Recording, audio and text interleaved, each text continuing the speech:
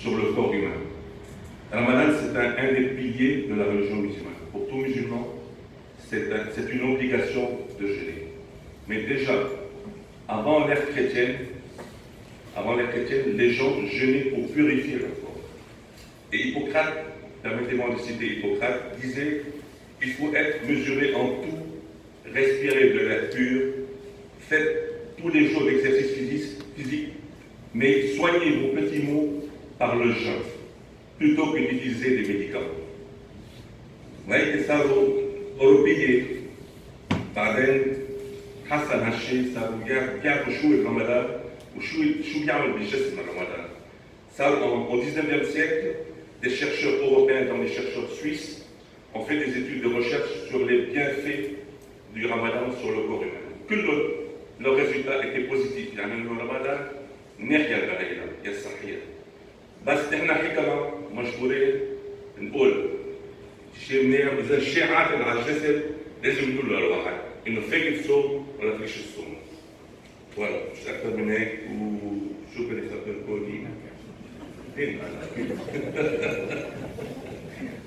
أخلي الدكتور هاني حكي هو il va développer le sujet en détail. Après vous pouvez intervenir comme vous voulez. Merci. شكرا. مفروض أقدم لكم أنا واقف بس إذا بضلني واقف هون كل هول هون مش رح يقدروا يشوفوا. راح اقعد وراح اقدم لكم اياهم. لا هون في عندي مطرحه. لو سمحت.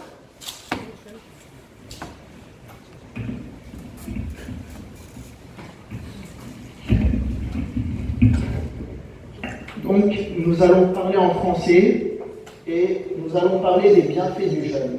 2 secondes. Voilà. Et nous allons parler des bienfaits du jeûne.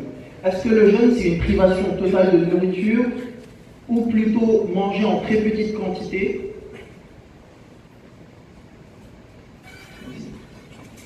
Non, c'est bon, c'est bon. Voilà, c'est bon. Ou bien avoir très mal. En fait, voilà. C'est bon, voilà, c'est bon. Le cadre n'arrive pas, en fait. C'est bon. Ou bien est-ce que c'est se priver jusqu'à avoir mal au ventre et puis ne pas avoir d'énergie toute la journée? Non. En fait, le jeûne, et plus précisément le jeûne intermittent, c'est ce qu'on pratique dans l'islam, contrairement au jeûne hydrique, qui est le jeûne médical, où on doit ne pas manger pendant 24 heures, mais on a le droit de boire à volonté, est assez particulier. Tout d'abord, il faut savoir que le jeûne, c'est une restriction calorique, c'est-à-dire un apport en aliment qui est complet durant une certaine période, qui peut durer de quelques minutes à plus de 40 jours. Et plusieurs études ont montré que le jeûne a des vertus thérapeutiques et purificatrices pour le corps. Il permet d'abord une perte de poids, une amélioration de certaines maladies chroniques, une amélioration des facultés cognitives, un nettoyage du système digestif et plein d'autres particularités que nous allons voir. Et il faut savoir que c'est une thérapie qui est millénaire, qui est enseignée dans beaucoup de cours de médecine, dans toutes les religions révélées et dans toutes les médecines traditionnelles. Le docteur Ali Tajuddin nous a parlé de la citation d'Hippocrate, je ne reviendrai pas dessus, et dans notre noble Coran, dans la sourate 2 et le verset 184, il est écrit Bismillahirrahmanirrahim, Ya ayyuhalladhina amanu kutiba alaykum as-siyam kama kutiba ala alladhina min qablikum la'allakum tattaqun. Alors, pour traduire pour ceux qui ne savent pas lire, alors, pour vous qui croyez, le jeûne vous est prescrit tout comme il a été prescrit à vos prédécesseurs, c'est-à-dire les juifs et les chrétiens, afin que vous adoptiez la piété. Et par la suite, et le jeûne vous est bénéfique si seulement vous le savez. Alors, le jeûne intermittent, on va un peu développer. Quand on a commencé à avoir une alimentation moderne, c'est-à-dire quand il n'y a plus de privation et que les gens mangeaient à leur faim et plus qu'à leur faim, plusieurs repas par jour, 3 repas avec le goûter et le 5 heures et à 22 heures et juste avant de dormir, il y a eu des problèmes. Le tube digestif qui était habitué à manger 2 fois, voire 3 fois par jour, a eu des dysfonctionnements à type de ballonnement, de nausées, de diarrhée, de fatigue. Pour y remédier, la médecine s'est rendue compte qu'il faut pratiquer un jeûne de quelques jours. Et en mettant le tube digestif au repos, il y a un rééquilibrage. Alors, le jeûne intermittent, c'est jeûner à moitié. C'est ce que nous pratiquons. Au lieu d'une journée de 24 heures sans manger, ce qui est appelé le jeûne traditionnel, on alterne des périodes de jeûne et des périodes de prise alimentaire. On dit qu'il faut jeûner 16 heures de temps et manger pendant 8 heures de temps. Donc nous, vers 5 heures du matin, on arrête de manger et puis on recommence à manger vers 7 heures, 8 heures du soir. Et plus la période de jeûne est prolongée, plus le jeûne est efficace. Il y a un bénéfice sur plusieurs organes. Tout d'abord sur les intestins. Le jeûne permet un renouvellement plus régulier de la paroi intestinale, ce qui lui permet de mieux absorber les bons aliments et de filtrer les mauvais aliments. Ça permet aussi de régénérer la flore intestinale.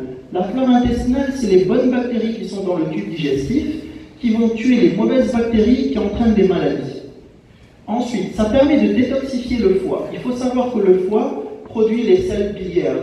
C'est ce qu'on appelle ici le mrara et compagnie en arabe.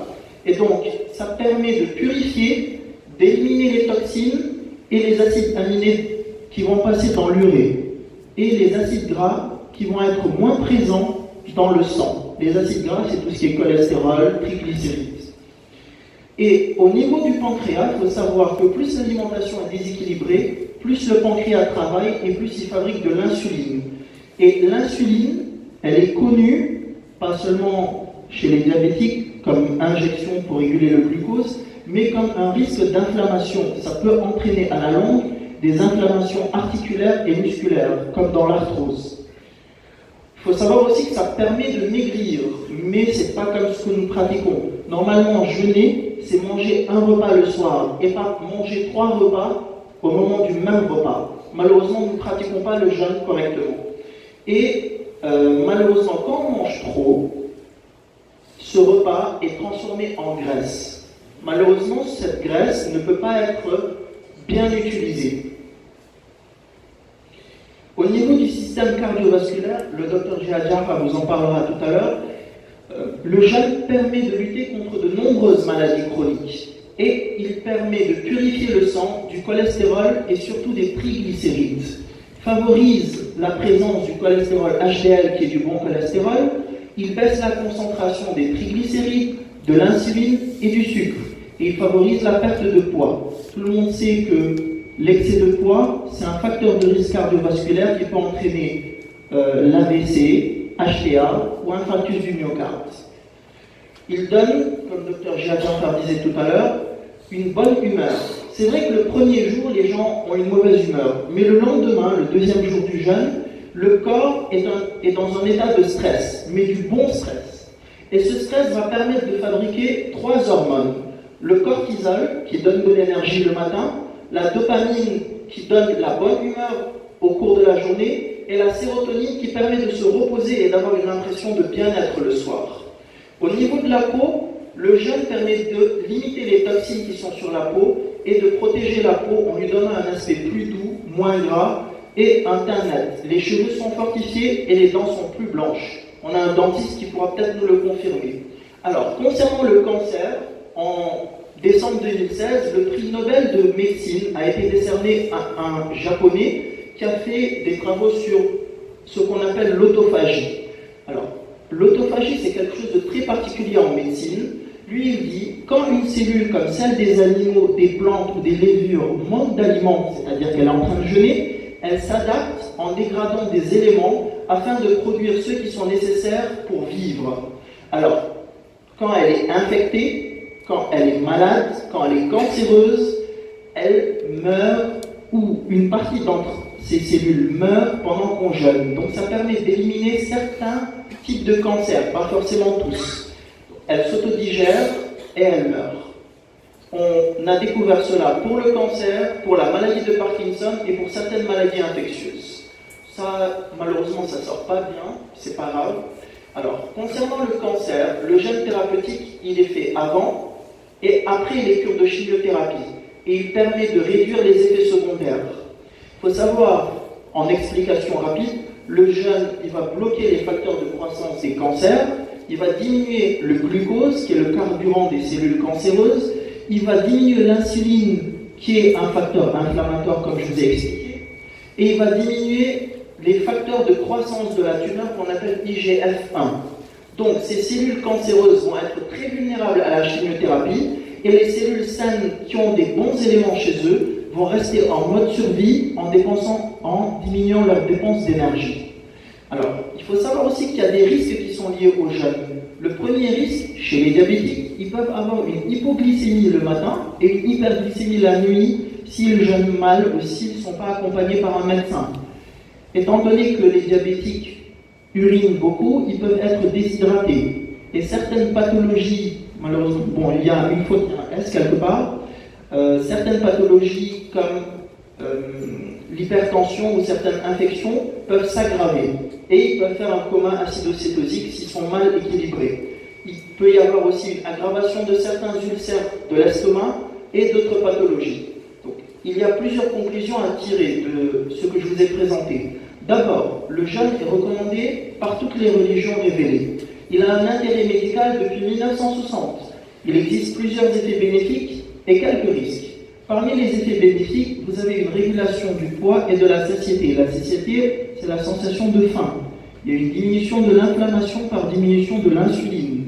Il y a une réduction du risque de diabète. Il y a une diminution des risques cardiovasculaires, une baisse de la mortalité, une réduction de l'obésité, une amélioration des fonctions cognitives, donc on réfléchit plus facilement, un ralentissement du vieillissement du cerveau, une lutte contre le stress oxydatif, qui est le vieillissement cellulaire, et des effets positifs sur les taux de mauvais cholestérol dans le sang, et une réduction du poids et de la satiété. Donc je vous dis Ramadan Karim. Merci. Dr Hakim pour cette brillante communication qui a fait le tour de tous les effets bénéfiques du jeûne. On va passer maintenant à l'aspect nutritionnel et diététique par une conférence présentée par Madame Sonia Ouezeni Abdallah qui va vous parler donc des aliments à prendre pendant le mois de Ramadan et les conseils diététiques. Tfadali, Madame.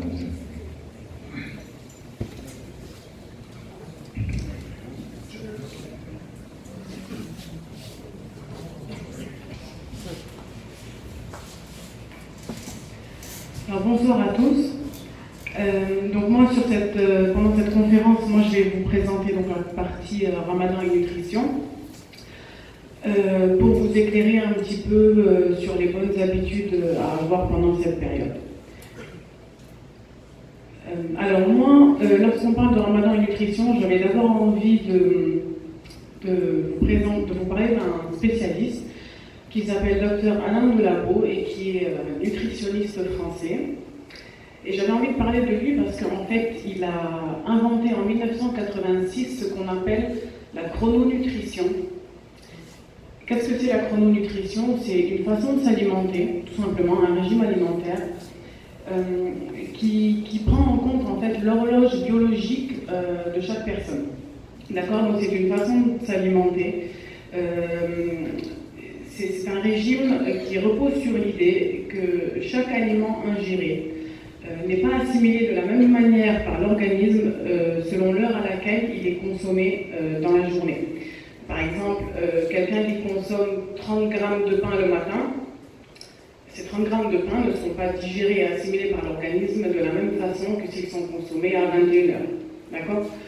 Et donc le principe de la chrononutrition, justement, c'est le bon aliment au bon moment. Et pendant ce mois de Ramadan, je trouvais que cette citation, elle prenait tout son sens. Voilà, pour l'introduction. Alors, avant de parler concrètement de comment bien s'alimenter pendant le Ramadan, il y avait d'abord un constat à faire. C'est que dans la plupart des foyers, pendant ce mois de Ramadan, on constate un gros changement des habitudes alimentaires, d'accord, par rapport au reste de l'année. Pourquoi? Parce qu'en fait, on traverse un mois pendant lequel on alterne entre abstinence pendant la journée et puis excès alimentaire malheureusement par des gros repas très festifs le soir. Et ce tout-là, cet ensemble finalement, aboutit à un régime qui va être très riche en sucre, très riche en graisse, et forcément moins riche en fibres parce qu'on aura tendance à négliger tout ce qui est fruits et légumes. Et ce gros changement-là, il entraîne beaucoup de perturbations au niveau de la digestion, et on rencontre aussi des glycémies, donc des taux de sucre dans le sang qui sont fréquemment plus élevés. Donc maintenant, concrètement, on va voir comment bien s'alimenter pendant ce mois. Il y a deux choses plus importantes à retenir, c'est qu'il faut maintenir 3 repas bien distincts dans la soirée. D'accord? Et surtout, on évite de grignoter entre ces repas. Donc, le premier repas, le phtar, au moment de la rupture du jeûne, son but, c'est quoi? C'est d'apaiser la faim. Pour apaiser la faim, le plus important, c'est un apport rapide d'énergie. Alors, comment ça se passe? Il faut d'abord du liquide, quel qu'il soit, de l'eau, une boisson chaude, une soupe. Attention, on évite les sodas, d'accord? On ne se jette pas sur les coca au moment de la coupure. Donc de l'eau plate et du liquide chaud pour réhydrater l'organisme après une longue journée de jeûne. D'accord? N'oubliez jamais que le corps humain, c'est comme une plante. Tous les matins, il faut l'arroser. D'accord? Donc après une longue journée de jeûne, il faut d'abord réhydrater l'organisme. Et ensuite, comment apporter de l'énergie rapidement? Par des petits aliments qui vont être très riches en énergie et en calories, donc comme les dattes et les fruits secs, et puis tout ce qu'on appelle oléagineux. Ça, c'est ce qu'on a déjà tendance à faire dans la tradition, donc il faut continuer comme ça. Deuxième repas, donc ce qui ressemble le plus à un dîner classique, donc le richa. Alors celui-ci, il est recommandé de le séparer du phtar d'au moins 1 à 2 heures. D'accord? Malheureusement, très souvent, au moment du phtar, Madame dresse tout sur la table et on coupe le jeûne et on dîne une bonne fois. Voilà, c'est pas bien. Il faudrait décaler d'1 à 2 heures. Ce repas, donc il doit être complet, il doit être équilibré, mais avant tout, il doit rester léger. Pardon, hein, le micro fait beaucoup de bruit. D'accord. Donc, il est complet, équilibré, mais avant tout, il doit rester léger. Surtout léger, c'est le plus important. Pourquoi? Parce que lorsqu'il est trop copieux, trop lourd, il entraîne des grosses perturbations de la digestion. On se sent très lourd et ça perturbe le sommeil. D'accord? Donc, il doit se composer d'abord de sucre lent, ce qu'on appelle les féculents, pour reconstituer les réserves d'énergie qu'on a perdues pendant la journée. Donc le riz, des pâtes, des pommes de terre, des légumes secs. Il faut des protéines, viande, poisson, enfin tout ce qui est d'origine animale. Pour ces protéines-là, on va privilégier les cuissons qui sont pauvres en matière grasse, d'accord? Toujours pour essayer de faire le plus léger possible. Plus ce sera léger, et mieux on pourra digérer, d'accord? Donc, cuissons pauvres en matière grasse, comme les grillades, les cuissons au four, les cuissons à vapeur, etc. Il faut des végétaux, crus ou cuits, pour les vitamines qu'ils vont vous apporter. Les minéraux, donc un point particulier pour le calcium, je rappelle encore que les minéraux sont la première source de calcium bien avant les produits laitiers. Et aussi, les végétaux sont intéressants pour les fibres, la quantité de fibres importantes qu'ils apportent et qui jouent un rôle très important dans le maintien d'un bon transit intestinal. D'accord, chose qui fait souvent défaut pendant ce mois chez beaucoup de personnes, parce que comme on néglige les végétaux, alors on a tendance forcément à rencontrer beaucoup de problèmes de constipation. Les produits laitiers, selon les goûts et avec modération, et bien sûr selon la tolérance personnelle de chacun. Eux, ils restent intéressants pour les minéraux qu'ils apportent, donc calcium et phosphore notamment, et aussi parce que les dérivés du lait, donc les yaourts et les fromages, contiennent, comme Nadia en avait parlé, des bactéries vivantes et qui sont bienfaisantes pour la digestion. Voilà pour ce deuxième repas. Enfin, le sport, donc le matin. Alors lui, si vous faites attention, par rapport au Aïcha, celui-ci il est complet, équilibré et riche, d'accord? Alors que le Aïcha, il est léger. Donc il est riche en quantité. Pourquoi? Parce que c'est le repas le plus important des trois. Tout le monde ne le sait pas malheureusement, et malheureusement tout le monde ne se réveille pas le matin pour manger. Donc il faudrait faire l'effort de le faire, parce que justement il représente le repas le plus important, parce qu'il permet de faire le plein d'énergie avant d'entamer une nouvelle journée de jeûne. Alors il est de préférence salé, et il doit se composer d'abord de boissons. On met l'accent sur l'hydratation, d'accord?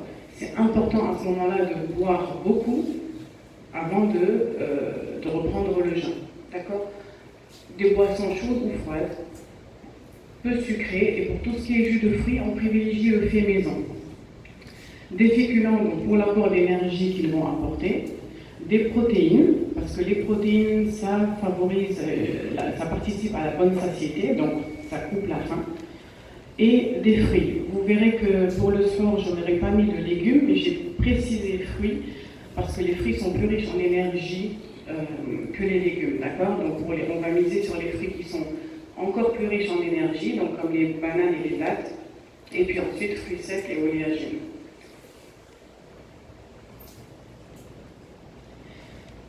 Bien entendu, tout ça c'est bien beau, mais il reste quand même des aliments qui sont déconseillés. Donc on fait très attention à tous les aliments qui sont très riches en sucre rapide. D'accord? Donc en fait, en gros, c'est tout ce qui est très bon. D'accord? Donc ça, on fait attention. Pourquoi? Parce que comme ils sont très riches en sucre rapide, ils ont tendance à entraîner des variations importantes de la glycémie, donc du taux de sucre dans le sang.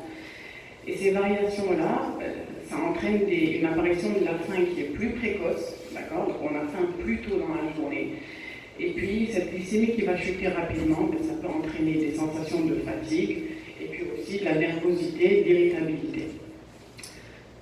Tous les plats qui sont très riches en matières grasses sont à éviter au maximum parce qu'ils ralentissent la digestion. Et comme je vous l'avais expliqué, ça perturbe le sommeil. Les aliments qui sont trop épicés ou trop salés peuvent être irritants pour l'estomac, d'accord, et entraîner des douleurs abdominales. Tout ce qui contient du gaz, attention, d'accord, parce que ça ballonne l'estomac et ça crée des douleurs. Et puis tout ce qui est café et thé, attention, il ne faut pas qu'ils soient trop forts, d'accord, le matin, parce qu'ils ont des propriétés diurétiques. Diurétiques, c'est-à-dire qu'ils vont entraîner une émission d'urine plus rapide et plus importante. Donc on aura tendance à se déshydrater plus rapidement en prenant des cafés et du thé forts, et donc on aura soif plus tôt dans la journée. Donc toujours café et thé léger. Voilà, pour la conclusion, le plus important à retenir, c'est donc, comme je vous l'ai expliqué au début, maintenir 3 repas bien distincts dans la soirée. D'accord, ça c'est très important et on évite de grignoter entre ces 3 repas. On fait l'effort d'équilibrer chaque repas, donc en représentant chaque famille d'aliments au moment du Isha et le matin. On se fait plaisir, ça reste quand même important, mais avec modération. Okay. On évite de succomber à la tentation de se jeter sur les pâtisseries, d'accord. Certes, elles sont très bonnes, mais elles ne vous combleront pas la faim et elles ne vous seront d'aucune utilité pour tenir le cap de la journée qui suit. On évite les excès, d'accord, pour tous les désagréments digestifs qu'ils peuvent entraîner. Et puis bien sûr, on ne se prend pas pour des super-héros, hein, d'accord. Si c'est nécessaire, on n'hésite pas à rompre le jeûne. Et le mieux reste encore d'en parler à son médecin. Voilà, merci.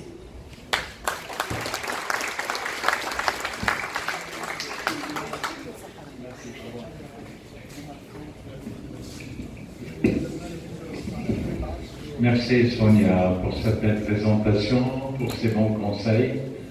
On va essayer de les suivre, d'avoir 3 repas dans la soirée. En fait, un au moment de la rupture, un autre au cours de la soirée, et le plus important, au soir. Le petit déjeuner, il faut bien manger pour pouvoir résister toute la journée. هلا فينا نفتح الحوار الإخوان أو الأخوات عندهم أسئلة بيحبوا يسألوها بمختلف المواضيع فنحن مستعدين للاستماع والإجابة. لا من جو. نعم.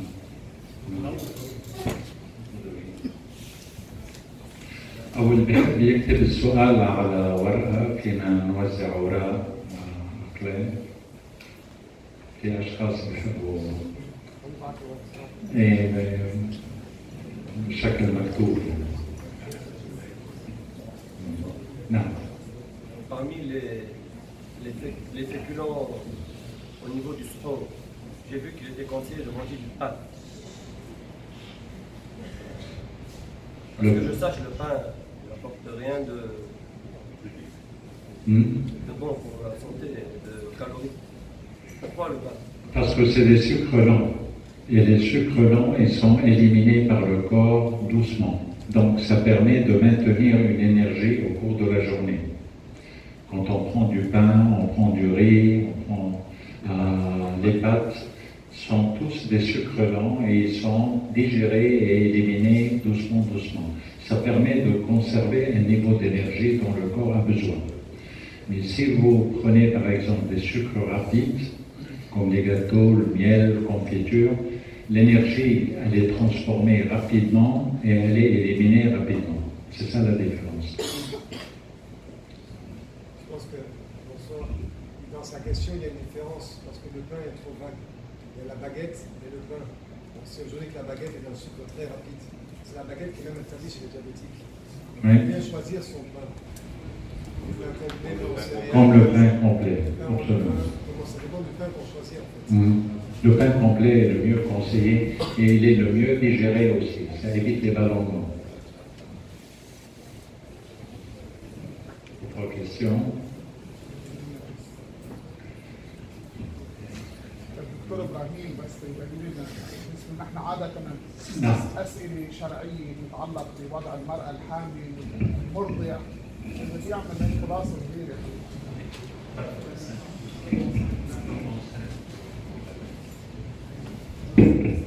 نلجئ الى الاطباء دائما. السلام عليكم.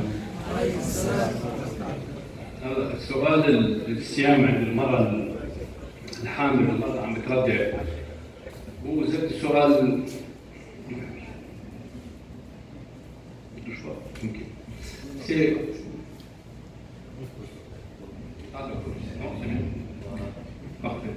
c'est pratiquement la même question tous les ans. Médicalement, la grossesse n'est pas une contre-indication aux jeunes. C'est-à-dire que la femme enceinte peut parfaitement jeûner. On considère qu'une femme enceinte et qui est en bonne santé ne s'expose pas à des risques pendant le mois de Ramadan. Alors, bien évidemment, le jeûne de la grossesse de Mariam est différente de la grossesse de Fadme, qui est différente de la grossesse de Leïla. Mais d'une manière générale, quand la femme est en bonne santé, il n'y a absolument aucune contre-indication au jeûne. Les seuls moments les plus difficiles sont les 3 premiers mois, où la femme est exposée à beaucoup de nausées, de vomissements, on ne mange pas beaucoup, l'appétit n'est pas toujours là. C'est la seule période pendant la grossesse où on peut suggérer à la femme de ne pas jeûner. Mais si madame est enceinte et qu'elle va très bien, qu'elle soit à 1 mois, 2 mois, 3 mois de grossesse, elle peut parfaitement jeûner. Ce qu'on recommande, nous, c'est bien évidemment le sport. Et puis beaucoup boire dans la nuit. Toutes les études faites chez les femmes enceintes qui ont jeûné, comparativement aux femmes enceintes qui n'ont pas jeûné, on ne retrouve aucune différence, ni chez les femmes qui ont présenté des pathologies. Les femmes n'ont pas fait plus de complications parce qu'elles ont jeûné. Les enfants n'avaient pas un poids qui était plus petit que les femmes qui n'avaient pas jeûné. Pour aller même plus loin, il y a une très grosse étude qui a été publiée par des Anglais qui ont suivi 13 000 enfants nés de femmes qui avaient jeûné pendant la grossesse. Et ils ont comparé ces enfants-là avec 13 000 enfants nés de femmes qui n'avaient pas jeûné. Aucune différence, ni sur le poids, ni sur le développement intellectuel. Ils ont suivi ces enfants jusqu'à l'âge de 4 ans et jusqu'à l'âge de 13 ans, juste pour savoir si l'enfant à 13 ans allait avoir un petit retard dû au jeûne de sa maman ou pas. Aucune différence. Rien. Donc, une bonne fois pour toutes, une femme qui va bien, qui se porte bien, qui est enceinte, elle peut parfaitement jeûner. Alors, nous, on est exposé à la pression. Eh, بس حكيم يمكن أحيانا ما بيشرب وبعطش وكذا وبدوخ وبو. هلا إذا بتزن على الحكيم بقول لها يا بدل ما تصومي، وصلت القصة. Mais normalement, elle peut jeûner. Il faut juste savoir que les grossesses ne sont pas les mêmes d'une femme à une autre. La grossesse de votre voisine n'est pas la vôtre. La première grossesse que vous avez eue n'est pas la même que la deuxième que vous aurez. Donc, à chaque situation, le médecin décidera, mais d'une façon simple, grossesse, femme enceinte, tout à fait possible. Pour ce qui est de l'allaitement, c'est un peu différent. Tout dépend combien on allaite. Si le bébé prend le sein une fois par jour, on peut parfaitement jeûner. Si le bébé ne prend que le sein, il est conseillé de ne pas jeûner. Mais l'allaitement et le jeûne sont parfaitement compatibles. حسب كم مرة بالنهار تعتم بتودع المرة بالوقت. وأخيرا oui, essentiellement ça. شكرا. شكرا دكتور زميل على الملاحظة الحلوة. هلا في عندنا سؤال بخص أطباء الأسنان. دكتور يحيى فرهاد حيجاوب عليه. تفضل دكتور.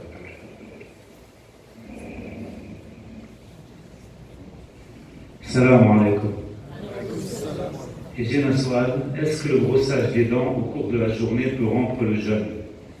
Et la deuxième question, est-ce que la pâte stimule la salive?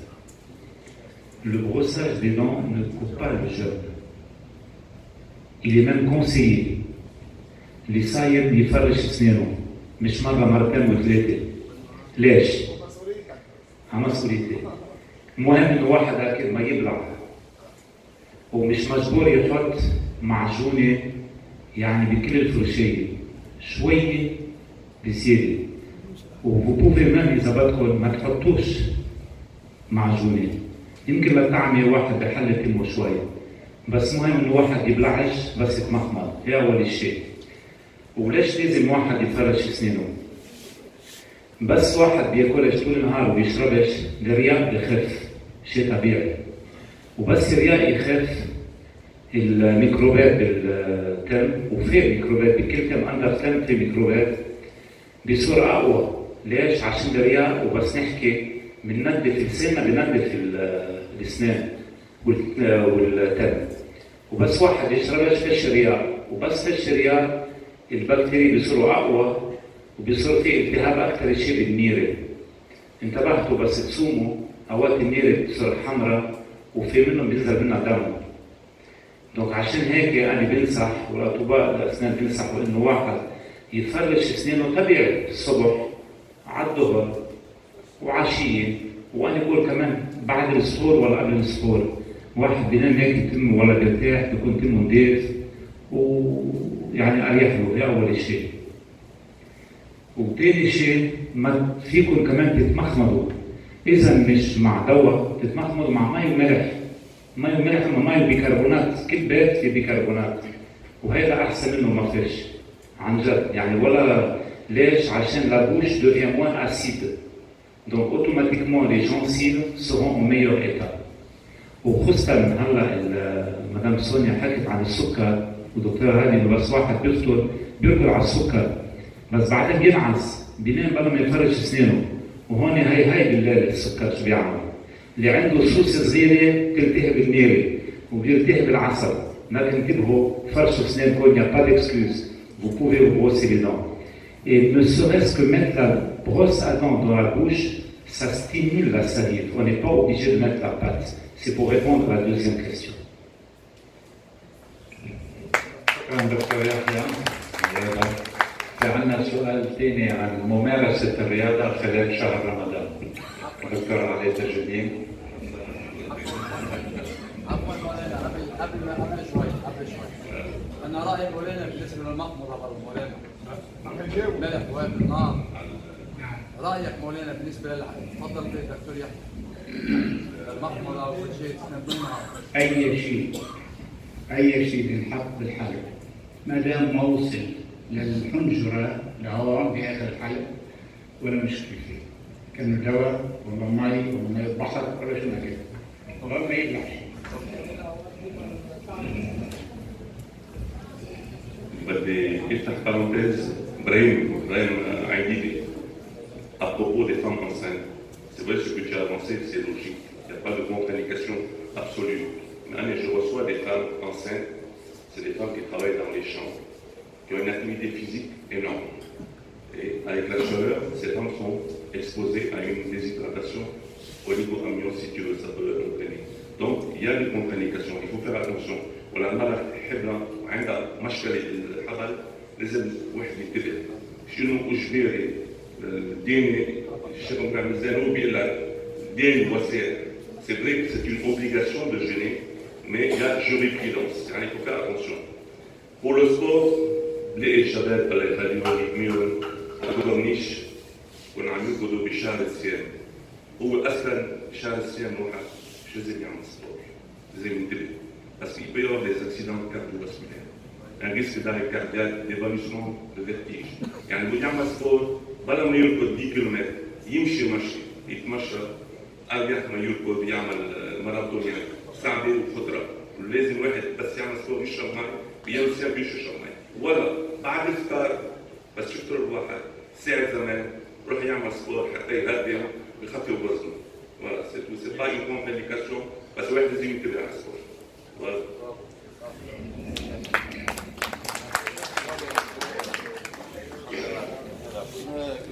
أنا بدي أعقب بشيء بالنسبة للشيء اللي تفضل فيه الدكتور علي والدكتور إبراهيم حول الست اللي بتكون حامل. عندنا الفتوى واضحة. أي امرأة بتكون حامل إذا كان الصوم بضرها هي شخصيا أو بضر الولد بصير الصوم حرام. والمرض أو الرجال اللي بيكون عنده مرض أو بيكون مسافر أو عنده أي سبب للإفطار وبيجي بده يعبد الله غصبا عنه وبيقول الله قال لي أفطر بس لا أنا بدي أصوم له بكون أحسن عم يعمل حرام. الصوم بغير القادر ما بيجوز. مرة حامل، واحد مسافر، واحد مريض، مين ما كان يكون ما دام الصوم مش مقبول منه ما في جاية الحرام. شكرا مولانا. في بعض أسئلة؟ نعم تفضل.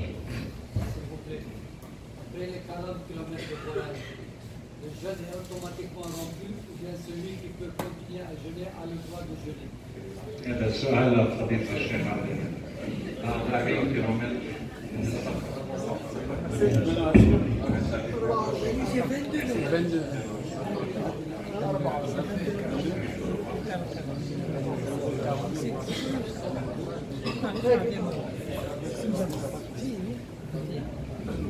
بالنسبة لموضوع السفر الشرعي اللي يجب فيه الإفطار اللي بتكون المسافة روحة رجعة أو روحة سحبة واحدة 44 كيلومتر و400 متر كمان لأن يعني بالدقة هيك 44 كيلومتر و44 متر يعني 22 كيلومتر روحة و22 كيلومتر رجعة. وهول ما بينحسبوا لا من البيت ولا من نص البلد مطرح ما انت رايح. بينحسبوا من اخر بيت اللي بالبلد اللي انت فيها واول بيت بالبلد اللي رايح له. مثلا انت طالع من دكر بدك تشوف نهايه دكر وين؟ مثلا قدوة ممكن تكون هي نهايه مدينه دكر فبتحسب المسافه من هونيك مش تحسبها من المؤسسه من هون لا تحسبها من اخر البلد اخر بيت بالبلد والبلد اللي رايح له اذا رايح على رفيس من هون من قدوان لرفيس ما فيش 15 كيلومتر يعني. اذا رفيس مش سفر. اذا رايح على جمنياجو في من هون من قلب البلد لجمنياجو في 40 كيلومتر. بس من بدواي في حوالي 30. اذا من دكر لجمنياجو والرجعه بيصيروا فوق ال 44 كيلومتر.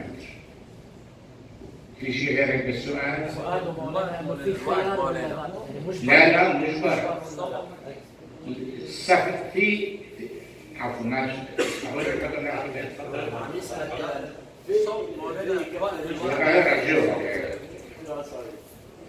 موضوع السفر في حكم شرعي موجود بالقرآن الكريم بالآية اللي أشار إلى أولها لنا حبيبنا دكتور إبراهيم دكتور هادي حكيم. الآية الكريمة بسورة البقرة بتقول وإن كنتم مرضى أو فمن كان مريضا أو على سفر فعدة من أيام أخرى. يعني ربنا لا بده من المريض يصوم ولا بده من المسافر إنه يصوم. الشخص اللي اسمه مسافر ممنوع يصوم. الآن في استثناءات، مثلا في واحد شغال تاكسي كل يوم يطلع من هون على كولك ويجي. هذا اللي رايح على كولك شغال تاكسي مش مسافر، هذا شغل رايح بشغله، هذا ضل صايم. لكن الركاب اللي معه لأنه هو مسافرين ومش شغل من السفر هذا بيفطر. الله قال المسافر ما قال بشغله شغال تاكسي، قال المسافر واجب إنه يفطر. فإذا واحد ركب براسه لا بده يصوم بده يكسب إثم لأنه صام بدون شرع بدون حكم شرعي وواجب عليه القضاء لأنه الصوم باطل بده يرجع يعيده مرة ثانية. فالصوم بالسفر للمسافر اللي اسمه مسافر حرام وباطل ولازم عليه القضاء. في شيء بعد غير؟ مولانا بعد الصلاة بعد الصلاة في استثناءات كثير. سنعمل درس فقه طويل اللي بيستفيد بلده بعد صلاة الظهر بضل صايم. اللي كان برا وبده يصوم هذاك النهار وفات على البلد قبل الظهر وصل مثلا الساعة 11 12 وصل على دكر والزوال الساعة 1 بيقدر ينوي السفر بده ينوي الصوم بس يفوت على البلد مش ينوي هو مسافر بس يفوت على البلد بينوي ساعة الصوم بيمشي الحال. للشخص اللي عمل السفر أو للشخص اللي كثير السفر. في فرق بين عمل السفر وكثير السفر. اللي عمل السفر مثل شوفير تاكسي هذا شغل السفر. اللي كثير السفر بده تاجر مش بضاعة بس تجارته تجبره انه يسافر كل جمعة 4 أيام. هذا اسمه كثير السفر كمان هذا بيصوم. يعني استثناءات كثير واسعة بس بشكل عام من كان مسافرا وما له أي مبرر للصوم يحرم عليه الصوم.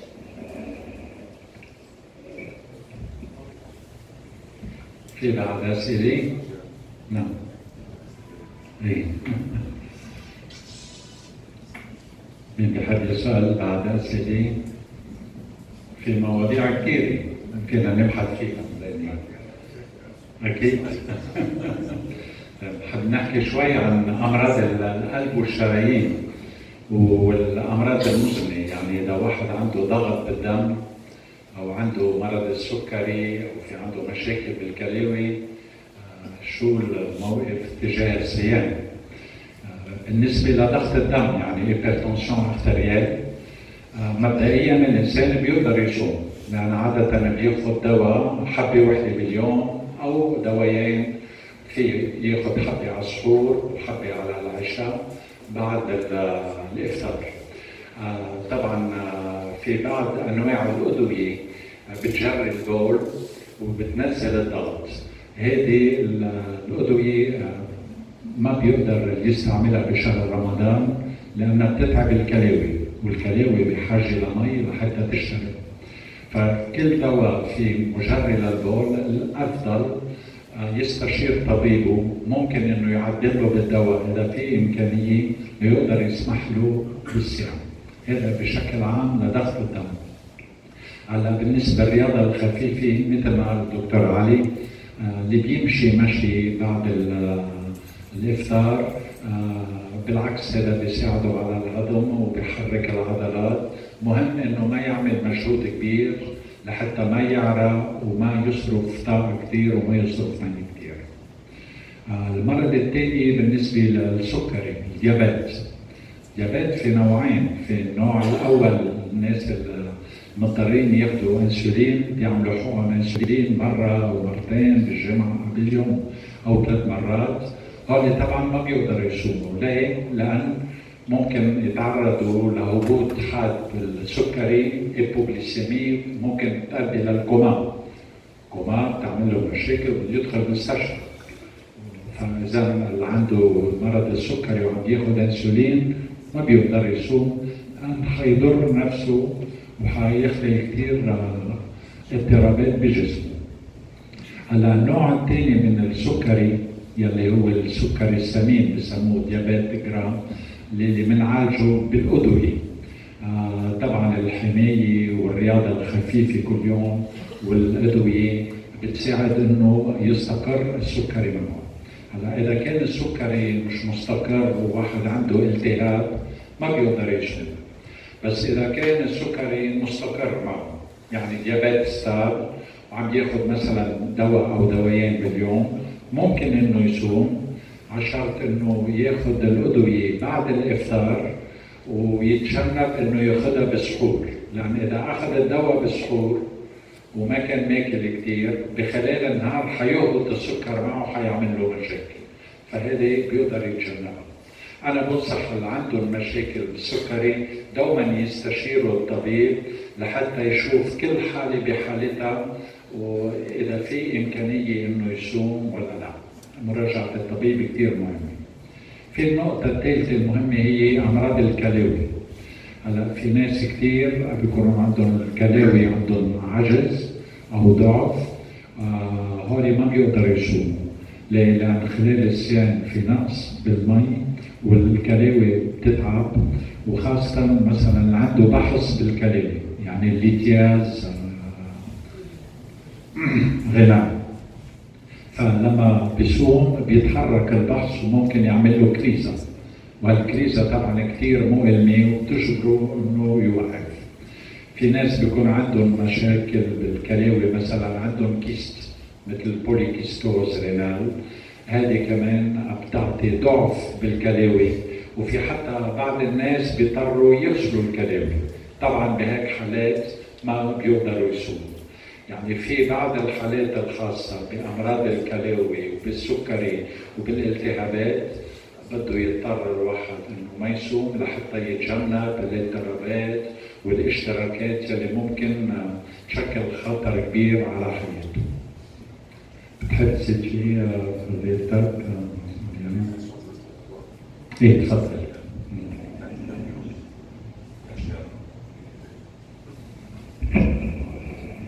المعوى الأرحى بالبنتي، يعني اللي عمل صورة راديو بين المعوى الأرحى لازم ينتبه بشغلة السياسة بأشياء ممنوع السوق، يعني أبسوليو، سي une contre-indication absolue.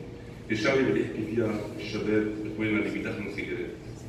واحد كان هذيك اليوم عم يقول لي أنا بس أفطر أول شغلة تخطر بحالتي هي السيجارات، قلت له برافو عليك.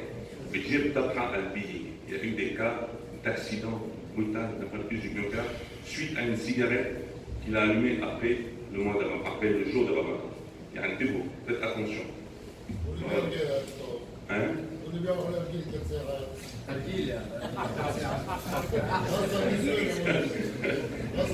انت جاري كنت تسمحوا لي الأطباء النيجيري بيقولوا كل أرجيلي بتساوي 100 سيجارة، يعني 5000 دخان. رجالتي بالأردن منعوا هذا الأرجيلي بالأردن، ده العربية. سؤال دكتور، الأسبيجيك صام شو بيعمل بالنسبة للدم؟ لا الاسبيجيك كثير منيح لانه مسيل للدم وبيمنع انه يصير في ترومبوس، يعني مثل يجمد الدم لحتى يسبب لا سمح الله ذبحه قلبيه او جلطه بالراس او جلطه بالروايه. فالاسبرين بيدياتريك عاده او الاسبيجيك او كارديجيك بنعطيهم بودره كميه صغيره كثير منيحة بتسيل الدم، وخاصة عند الناس اللي عندهم سكري واللي عندهم كوليسترول أو عندهم ضغط. طبعا الاسبيجيك بتتجنبوه إذا واحد عنده قرحة بمعدته أو عنده جاستريت، لأن هذه بتأذي وممكن تسبب له نزيف، يعني هيموراجيك ديجيستيف. هي الحالات اللي ما بياخذ فيها اسبرين. نعم مولانا. في سؤال مركب بيناتكم بشكل عام لو سمحت الشيخ بشكل نعم. موضوع اليوم نحن عادة بشهر رمضان بنتعرض لأسئلة كثيرة، وخاصة هلا هذه ظاهرة جديدة انه يا مولانا اولادنا عندهم امتحانات، اولادنا عندهم باك، عندهم كذا، فهل انا بدي اسال سؤال لجميعكم وبعدين سمعت الشيخ بعقب من الناحيه الشرعيه يعني هذا من مجوزات الافطار. انا بدي اسال هل يؤثر الصوم كصوم بعد ما شفنا وبعد ما فضلتوا جميعكم وبينتوا فوائد الصوم واهميه الصوم وان الصوم لا يتعارض مع حتى المراه الحامل او حتى بعض الامراض اللي فضلتوا فيها. أنا بدي أسأل يعني بدي أستفهم هل يؤثر الصوم على ذاكرة الطالب؟ هل يؤدي إلى ضعف في الذاكرة؟ هل يؤدي إلى تعب؟ هل يؤدي إلى إرهاق؟ هل يؤدي إلى جهد؟ حتى نبحث من الناحية الشرعية والجواب لسماحة الشيخ. هل يصبح الصوم هل يصبح مثلا هذا الإرهاق أو هذا التعب أو هذا النسيان مبرر ومجيز للإفطار؟ فبدي رأيكم ورأي سماحة الشيخ حتى يستفيدوا ونقلوا هالرسالة الليلة لكل أم ولكل أب عم يعطي فتوى بالمجان وإجازة بالإفطار لأولاده أيام الامتحانات. صح مولانا، سؤالك كثير مهم، لأنه مثل ما قال الدكتور هادي حكيم خلال محاضرته، بالعكس الصيام بكل الفضائل بيخلي إنه الجسم يتخلص من السموم وبيريح الأعضاء من العمل وبينشط الخلايا والذهن بيتحسن أكثر. هلا شو ممكن يسبب الإرهاق للشباب والصبايا اللي عم بيحضروا الامتحانات؟ هي قلة النوم. بيسهروا كثير، ما بيناموا كفاية، ما بيتغذوا بشكل منتظم، ونعرف الشباب دوما كثير بياكلوا أكل مدهن وبياخذوا مشروبات مثل كوكاكولا وغيرها. سوء التغذية مش الصوم كصوم. هذه سوء التغذية بحد ذاتها، ولكن الصيام بالعكس بيساعدهم على شرط انه يناموا بشكل جيد ويكون اكلهم منتظم. هي من الناحية الطبية العلمية. تفضل مولانا. لما الطب بيقولوا ان الصوم بيجوهر الذهن والعقل بيشغلوا منيح، احنا ما عشان حق نقول الا انه واجب الصوم.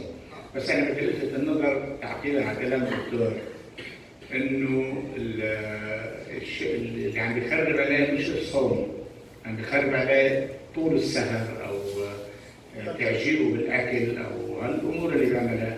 انا بدي اضيف بس ترجمه لكلمته انه طول السهر وين؟ مرة طول السهر بالبيت ومرتاح، بس لما طول السهر قاعد عم بيهز وبيرقص بالبرد المي، لا هذا مش شعبي، هذا الجبل عند الجوع. بس اصلا عم يتعلم يفكر بالاكل مع تفضل. نعم. تعقيبا على السؤال وعلى اللي تفضل فيه سماحة الشيخ، بس بحب من باب تشجيع الشباب خاصة اللي عندهم باك. في عندي ابن حسين من سنتين كثير ضروا الصوم لانه كان صايم رجب وشعبان وشهر رمضان، فقد ما ضروا الصوم عمل الكونكور وعمل الباك بلان وعمل الباك اوفيسيال وعمل الامتحانات بالمدرسه وطلع اخذ مانسيون تري بيان الحمد لله وهو صايم. برافو. الله يبارك. كيف عم يضروا الصوم ما بعرف يعني. ما هو خير الامور اوسطها، الانسان لازم يكون معتدل بالحياه ويتجنب الزائد اخو الناقص. الا بهذه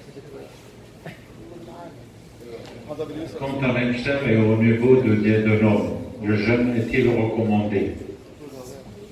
C'est le problème de la vie. نفس الشيء، إذا كانت القرحة يعني الألسير موجودة بالمعدة أو بالمصران نفس الشيء، بكل الأحوال مضرة ما بيقدر يصوم، لأن المعدة بتفرز مادة بتساعد على الهضم، وهالمادة فيها أسيد كثير، فلما تكون المعدة فاضية والمصارين فاضية هالأسيد بيحرق هالغشاء، وخاصة محل ما موجود القرحة، وبيزيد بالوجع وبيعمل له كريزة. فإذا اللي عنده إرسال ما في يصوم، إن كان بالمصران أو بالمعدة. هلا بروبليم دو فيسي شو بيقصدوا فيها؟ إنه في واحد عنده اضطرابات بالبول أو التهاب بالبول أو ببول كثير أو شيء ما بيمنع إذا واحد راح على الحمام عدة مرات وبول عنده بعض المشاكل البولية في يصوم يعني.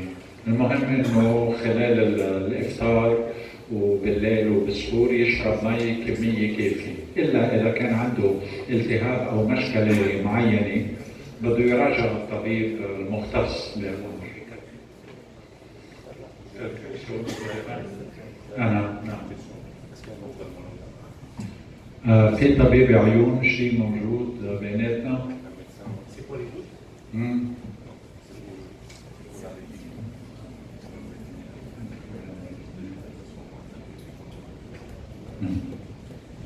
لا، مبدئيا اذا شرب كميه منيحه من المي حوالي لتر ونص تكفيه مده 24 ساعه، حتى لو صام بالنهار يعني ما بتاثر على شبكه العين. هلا بالنسبه للذكر على الموضوع اللي يمكن قصده اذا في بحث مثلا بالكلاوي او بالمجاري البوليه، طبعا افضل ما يصوم، لان الكلاوي ممكن ينشفوا بنقص المي وتعمل له كريزه بسموها كوليك نيفريتيك، وهذا وجع كثير مؤلم ومؤذي يعني، ولذلك مضطر انه يشرب كميه كافيه خلال 24 ساعه لحتى كلاويه يشتغلوا وما يحرك البحث. هلا في سؤال غيره، la prise de sang, est-ce qu'elle rend le jeûne? La perfusion pour une forte migraine rendra-t-elle le jeûne? Le suppositoire rend-il le jeûne? Docteur Ali, avec Joël. Toute perfusion se fait sous soluté, donc forcément c'est contre-indiqué pendant le Ramadan. الإبر الدواء في واحد يعمل دواء، في يعمل فحص دم، c'est pas contre-indiqué. بيبقى التحاميل مش ممنوع، ما بتأثر، غير التحاميل كونتيون فيتامين أو اللي ممنوع في أيام رمضان.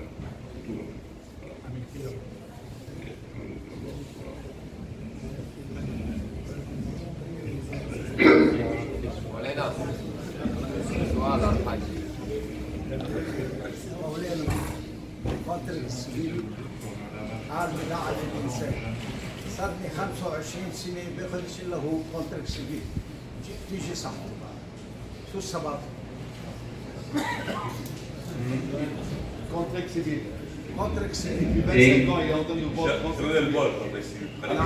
ديجا البول وفي أملاح كثير، طول وبنروح على الخارج نطلع وفي أملاح كثير. بعد 25 سنة بعد اليوم بدك تمشي، بدك تعمل رياضة وتنتبه لأكلك، بدك تاكل أكل يعني اللحومات البيضاء، سمك ودجاج وخضرة وفواكه وكل شيء بدك تتجنب. عم يعملوا دعايات بضاعف. لا، ما تسمع الدعايات، بدك تعمل أكل منتظم 3 وجبات باليوم وتعمل رياضة بشكل مستمر. وأول نصيحة اللي هو الدخان والأرجيلة لازم واحد يتجنبهم، لأنهم كثير مضرين للجسم، مش بس بيسببوا مشاكل بالقلب والشرايين وبيعملوا مشاكل سرطان كمان بالرواية وبكل مجال التنفس. نعم. S'il y a une personne pendant le mois du Ramadan, avant le mois de Ramadan, il fumait de la cigarette, et pendant le Ramadan, il est obligé d'arrêter. Cependant, la période de 1 mois quand il jeûne, est-ce que ça diminue un peu le taux qu'il y a dans son sang? Bien sûr, ça lui permet de se désintoxiquer. Et c'est une bonne occasion, le mois de Ramadan, pour les gens qui fument, d'essayer d'arrêter la cigarette. Du moment qu'ils arrivent à jeûner 12-13 heures par jour, donc ils sont capables quand même de s'abstenir.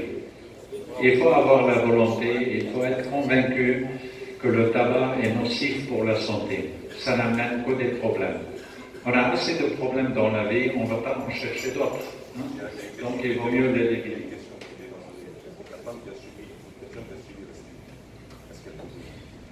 Si. Est-ce qu'il y a un gastro?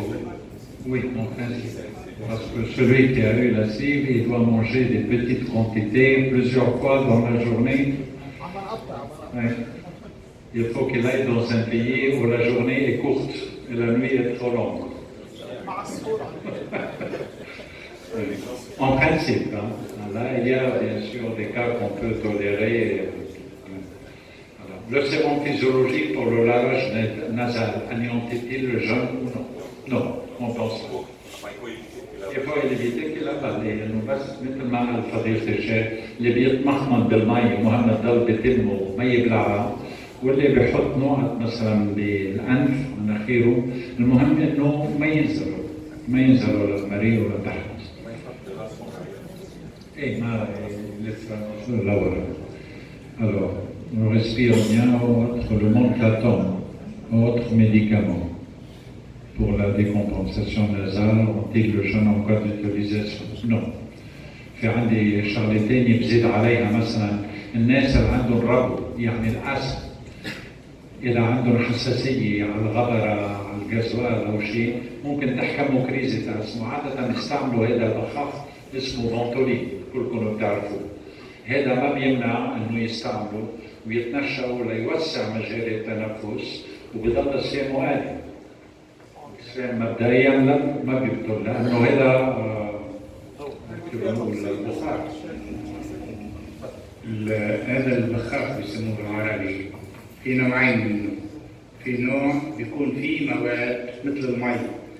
إذا واحد حطها بحل وفلتت جوا بتفطر. أما اللي بيكون مجرد هواء أو غاز ما بيعمل. إني بدي جاوب إذا فيها هواء أو غاز. في موجودين نوعين موجودين. في الايروسول مع مي. لا بقولوا في الايروسول ناشف. ناشف ما فيش مشكلة. ما معنى بس مبدئيا الفانتولين بضل الصيام آلي. المنطلين ما في يعني نعم. المنطلين بس في غازات ما في. لا نعم. لا هذه صعبة. السؤال الثاني بالنسبة للبنج الموضعي يعني الانستيزي لوكال. هلا إذا شخص اجى لعند جراح عنده ضفر تحت الجلدي مثلا كثير عم بيأذيه بده يعمل له بنج موضعي ليقدر يشق ويدار العمل وغيره هذا ما بيفطر. بس خطر. خطر عليه. ولكن ايه بس عادة الكمية بيستعملوها كمية صغيرة يعني. مبدئيا كمية صغيرة. ايه بتتجنبها بس بشكل عام انه البنج الموضعي اذا اخذ الطبيب احتياطه في يعملها.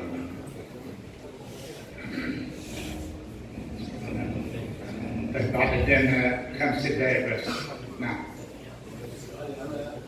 بعد الافطار طاولة العشاء. طاولة العشاء بعد الافطار يكون علي 15 شيء. والله يكون علي شيء مختلف للحكماء. شو بينصحوا بهالشيء؟ هذه انا طرحت من فتره ارجوك عليها حطيت رمز الورق ارجوك عليها. نحن بالدين عندنا الرسول صلى الله عليه وسلم قال نحن القوم لا ناكل حتى نجوع واذا اكلنا فلا نشبع. والامام علي كرم الله وجهه قال اجلس على الطعام وانت تشتهيه وقم عنه وانت تشتهيه. كمان بيقول المعده بيت الداء والحكمه راس الدواء. فالحكماء او الحكماء او شو بيشوروا علينا محجوبك على أعوذ بالله من الشيطان الرجيم بسم الله الرحمن الرحيم. دقائق ومنه الموضوع. قال الله تعالى بسم الله الرحمن الرحيم يا بني آدم خذوا زينتكم عند كل مسجد وكلوا واشربوا ولا تسرفوا. هذا جواب الرسل إنه لا يحب المسرفين. الآية هذه على السريع ربنا أنا بشرح الآية بالشكل تمام إن شاء الله بالأيام القادمة، لكن الآية بس تأخذ منها الجزء هذا الله عم بيقول كلوا واشربوا ولا تسرفوا، يعني اكل واشرب بس ما تدخنها بالاكل والشرب، تضلك تاكل لحتى ما تتحرك او تشرب كذلك. كل واشرب بمقدار معتدل. الكلمه اللي اشار الى الحاج عماس انه النبي صلى الله عليه واله قال انه نحن جماعه ما بناكل حتى نكون جوعانين، واذا قلنا ما بنكونش ملانين على الاخر، بنكون شوي جوعانين. كلمه سليمه، كلمه صح. وكذلك عن امير المؤمنين اجلس الى الطعام وانت تشتهيه وقم عنه وانت تشتهيه. في حكايه بدي اقولها بزمن هارون الرشيد. كان في طبيب كثير شاطر من اخواننا المسيحيين كان موجود ببغداد مع الرشيد، وفي واحد كان اسمه علي بن الحسين بن واقد، احد الشخصيات المعروفه ببغداد. بيقول هذا الطبيب المسيحي اجى يساله، قال له انتم قرانكم ما في ولا قضيه طبيه، ما بيحكي عن الطب. فبيقول هذا علي بن الحسين بن واقد جاوبه، قال له قد جمع الله الطب كله في نصف آية. نص آية الطب كله موجود بنص الآية. الآية اللي قريناها وكلوا واشربوا ولا تسرفوا. وجمع نبينا الطب في قوله المعدة بيت الداء والحمية رأس كل دواء. إنه المعدة هي أساس المشكلة، قد ما الواحد بياكل وبيخلط، والحمية يعني إنه ياكل يبتعد عن الأشياء اللي بتضر من مآكل أو من مشارب أو شو ما كان يكون، الأشياء اللي بتضر يبعد عنها. هذا أفضل دواء ممكن يستعمله الإنسان. فرد الطبيب قال له ما ترك كتابكم ولا نبيكم لجالونوس طبا. جالونوس كان يسمى أبو الطب في ذلك الوقت أو قبل ذلك الوقت. فأنا أقول أضيف في هالكلام هذا كلمة عن النبي صلى الله عليه وآله، يقول صوموا تصحوا. وهذه كلمة حتى الأجانب اليوم بيعترفوا فيها أنه الصوم ضروري جدا للجسم. عندي بعض الملاحظات الطبية بالبداية بدي أسامح من الأطباء اللي عم بتجرأ احكي بمهنتهم العلمية. الله بالقرآن بيقول وفاكهة مما يتخيرون، وفاكهة مما يتخيرون ولحم طير مما يشتهون. ملاحظ أن الآية قدمت الفاكهة على اللحم، على الأكل. طبيا بيقولوا اليوم إنه أكل الفاكهة، أخذ الفاكهة بعد الأكل بتضر، وأخذها قبل الأكل أفضل، بسبب إنه الفاكهة سهلة الهضم والجسم بيمتصها خلال بضع دقائق، يمكن 7-8 دقائق 10 دقائق الجسم بيمتص كل الغذاء اللي فيها. بينما الأكل بده 4 ساعات لحتى ينهضم. إذا أكلت الفاكهة بعد الأكل معناتها أنك أنت عم بتخربط عملية الهضم من جسمك. هذه الآية طبية مثلا ما بلاش ننظر. ثاني واحدة بيقول هي مجموعة نصائح إذا واحد راسه وجهه، إنه إذا كان الوجع من الراس من فوق معناتها أنت جسمك بحاجة للمي ولو إنك مش عطشان. هي ممكن تصير بالطائرة لما الطيران بيكون تعبان وما بيقدم مي للركاب من نص ساعة كوباية مي، ممكن الجسم بيتبخر منه المي وهو ما بيشعر، فما بيحس بالعطش، ولكن بيرقص المي بيصير عنده وجع راس. فيعرف حاله إذا كان راسه، إذا كان وجع بطرف الراس من فوق معناه هو بحاجة للمي. وإذا كان الوجع بكعب الراس من ورا معناتها بدك ترتاح، اقعد وارتاح. وإذا كان الوجع من قدام معناتها أنت بحاجة تنام، ناقصك نوم، نام. كذلك نحن بحاجة، جسمنا بحاجة للغذاء بكل أصناف الغذاء من فواكه أو من أكل. لكن في أنواع من الأكل ضرورية للجسم، هي الدماغ، المخ من الداخل، الدماغ. غذاء الأول العنب والسمك والجوز، واللي يسجل إذا أنا غلطان مثلا بيقولوا لي غلطان. العنب والسمك والجوز كثير مهمين لتغذية الدماغ. الجهاز العصبي بجسم الإنسان، الغذاء الأول له القمح يعني الخبز.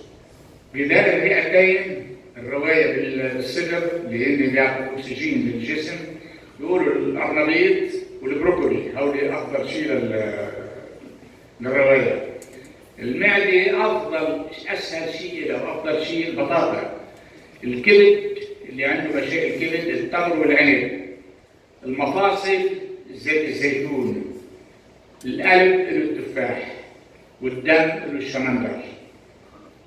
وكذلك اهم شيء بيساهم بتنظيف الشرايين، هذه الدكتور جهاد، اهم شيء بيساهم بتنظيف الشرايين المسكره الرمان والهليون والبروكولي والشاي الاخضر والتوت البري والأوكا. بده يسجلوا. في ملاحظه كثير مهمه اللي بدمر الكلى. الاطباء حكوا كثير الان بالسهره عن الكلى، والكلى في المشكله انه الكلى ما بتعالج. الكبد لو نقص نصه بيرجع لربي بيعمل نص ثاني. الكبد اذا انتزع ما عاد يرجع. مره بيكون الكبد منزوع بنسبه 10% و90% ماشي. الطبيب ما بيرجع لك اياها ب 100%، مستحيل. نعم بيحافظ على 90% يضل شغال.